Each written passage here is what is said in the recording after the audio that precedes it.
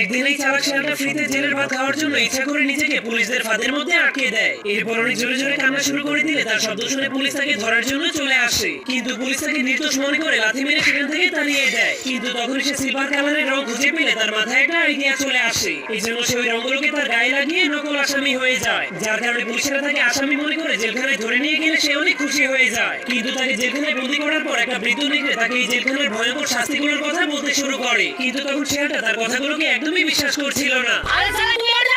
আমি বিশ্বাস করি না। এই জন্য বৃদ্ধ নেকড়েটা সবাইকে বাঁচানোর জন্য লোহার মাধ্যমে চাবি বানিয়ে সবাইকে জেলখানা থেকে মুক্ত করে দেয়। কিন্তু সেই পাগল ছেলেটা জেলের সরকারি খাবার খাওয়ার জন্য নিজেকে আবার জেলখানার মধ্যে বন্দী করে দেয়। কিন্তু এরপর সে যখনই দেখতে পায় পুলিশেরা তাকে কুপিয়ে মারার জন্য ধারালো কুড়াল নিয়ে তার দিকে আসতে শুরু করেছে, তখন সে অনেক ভয় পেয়ে জেল থেকে পালাতে শুরু করে দেয়। তোমাকে কোনা সামার বাসা। এই জন্য জেলার তাকে ধরার জন্য তার পিছনে অনেকগুলো ভয়ঙ্কর কুকুর লাগিয়ে দেয়।